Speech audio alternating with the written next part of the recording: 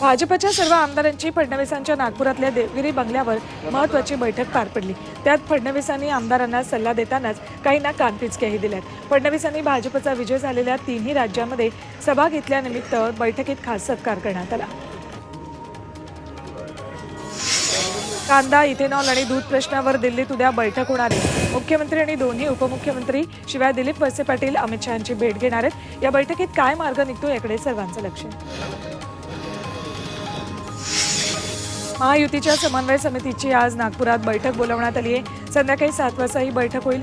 लोकसभा आणि विधानसभा निवडणुकीच्या जागा वाटपाबाबत या बैठकीमध्ये चर्चा होईल। समन्वय समितीचे प्रमुख नेते बैठकीला उपस्थित असतील। 19 डिसेंबरला भाजप आमदारांचा आरएसएसच्या रेशीम बागेत संघाचं बौद्धिक होणार आहे। त्यासाठी भाजपचे सर्व आमदार आणि मंत्री रेशीम बाग स्मृती मंदिर परिसरात उपस्थित राहणार आहेत। अजित पवार गट आणि शिंदे गटाचे अमृत नोनी आर्थो प्लस ये एक प्रूवन फॉर्मूला है। इसमें मौजूद नोनी फल के गुण और आयुर्वेदिक जड़ी बूटियां शरीर को जरूरी पोषक तत्व देने के साथ साथ हड्डियों और जोड़ों के घिसने, उनमें होने वाले सूजन और दर्द को रोकने में मदद करता है। दर्द मुक्त जीवन के लिए अमृत नोनी आर्थो प्लस। रेशीम बागेत जाणार का याकडे लक्ष असेल। धनगर आरक्षणाच्या मुद्द्यावर आज महत्त्वाची बैठक होणार आहे। मुख्यमंत्री एकनाथ शिंदे यांच्यासोबत दुपारी 4 वाजता बैठक होईल। भाजप आमदार गोपीचंद पडळकर आणि उपोषणकर्त्यांचं शिष्टमंडळ यावेळी उपस्थित असेल।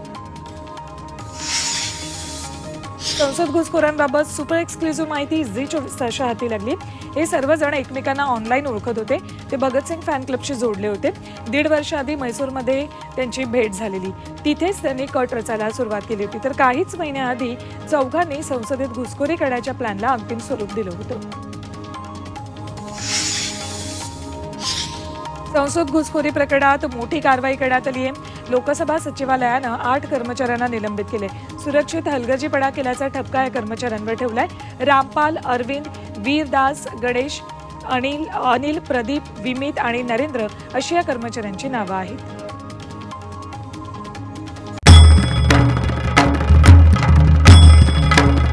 भंडाऱ्याची उधळण म्हणजे